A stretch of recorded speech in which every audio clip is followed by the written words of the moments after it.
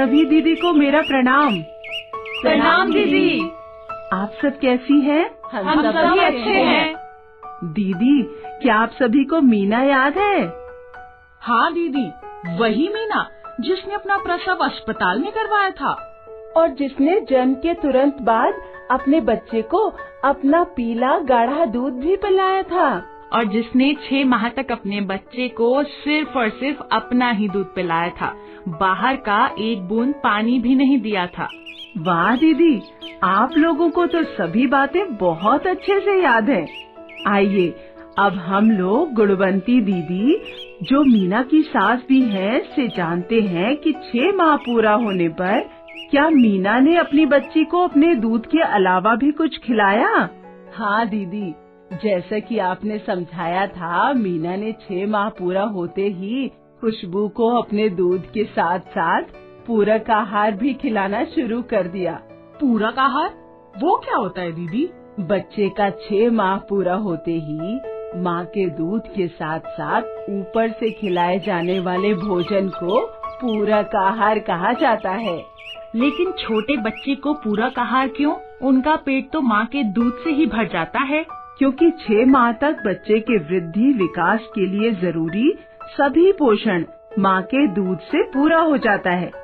परंतु 6 से 12 माह तक के बच्चों के लिए माँ का दूध उसकी पोषण की आवश्यकता को आधी मात्रा में ही पूरा कर पाता है। इसलिए जब बच्चा 6 माह का हो जाए तो माँ के दूध के साथ साथ पूरक आहार भी शुरू कर देना चाहिए। वाह दीदी, तब तो मेरा मुन्ना भी 5 माह का होने जा रहा है। मैं भी खिलाऊंगी पूरक आहार। बिल्कुल नहीं दीदी, पूरक आहार 6 माह पूरा होने पर ही शुरू करना चाहिए। समय से पहले पूरक आहार देने से बच्चों को बार बार दस्त हो सकता है और बीमार होने की संभावना भी बढ़ जाती है। समय से पूरक आहार शुरू करने से बच्चे का शारीरिक और मानसिक विकास सही रहता है और आगे चलकर बच्चा तंदुरुस्त और पढ़ाई लिखाई में भी तेज रहता है। दीदी, अब आप हमें ये बताएं कि पूरक आहार कैसा होना चाहिए? 6 माह के बाद बच्चों को मसला हुआ अथवा नरम खाना खिलाना चाहिए, न कि बहुत पतला खाना। बच्चे का भोजन इतना गाढ़ा होना चाहिए कि वो आसानी से चम्मच में ठहर सके। लेकिन दीदी, छोटे बच्चे को कितना खाना खिलाना चाहिए, ये भी बताएं। जरूर, जब बच्चा 6 से 8 माह का हो तो उसे कम से कम दिन में 2 बार पाव भर की कटोरी से आधी आधी कटोरी खाना खिलाना चाहिए। जब बच्चा 9 से 11 माह का हो तो उसे दिन में कम से कम 3 बार आधी आधी कटोरी खाना खिलाना चाहिए।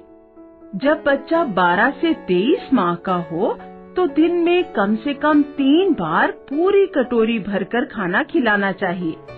और हाँ दीदी, एक बात जरूर ध्यान रखें कि पूरक आहार के साथ साथ कम से कम 2 वर्ष तक माँ का दूध पिलाना जारी रखना चाहिए। बच्चों के खाने में हमें क्या क्या शामिल करना चाहिए दीदी? बच्चों के रोज के खाने में इन 7 में से कम 4 खाद्य समूहों को जरूर शामिल करना चाहिए। पहला समूह, अनाज एवं कंदमूल, जैसे चावल, गेहूँ, ज्वार, बाजरा, मक्का, आलू। दूसरा समूह, सभी प्रकार के दाल, मेवे एवं फलियां, जैसे कि अरहर, मूंग, मसूर, राजमा, मूंगफली, सोयाबीन, सेम, बादाम। तीसरा समूह, मांस और मछली। चौथा, अंडा। पांचवा, दूध और दूध से बनी चीजें, जैसे कि दही, पनीर, घी, खोआ। छठा, हरी पत्तेदार साग सब्जियां और लाल पीले फल सब्जियां, जैसे आम, पपीता, गाजर, तरबूज, कोहड़ा, टमाटर। और 7वां, अन्य सभी मौसमी फल एवं सब्जियां। इन सभी समूहों में से कम 4 समूहों का खाना बच्चों को जरूर खिलाना चाहिए। पर दीदी, रोज कम से कम 4 समूह का खाना कैसे खिलाएंगे? क्या बच्चा उतना खा पाएगा? बहुत आसान है दीदी। जैसे चावल, दाल, कोई मौसमी सब्जी जैसे बीन्स या गाजर या साग मिलाकर आप खिचड़ी बना सकती हैं। और ऊपर से थोड़ा घी या तेल मिला दीजिए। हो गए ना 4 समूह। और आप दूध, आटा, केला, गुड़ और घी मिलाकर भी बच्चों के लिए मीठी पूरी बना सकती हैं। वाह दीदी, ये तो बहुत आसान है। ये तो बहुत आसानी से बनाकर हम अपने बच्चों को खिला सकते हैं। अच्छा दीदी, बच्चों को पूरक आहार खिलाते समय और कौन सी बातों का ध्यान रखना चाहिए? बच्चों का खाना पकाने और खिलाने से पहले माँ को अपना हाथ साबुन से अच्छे से साफ करना चाहिए। खाना खिलाने से पहले बच्चे का भी हाथ साबुन से अच्छे से साफ करना चाहिए।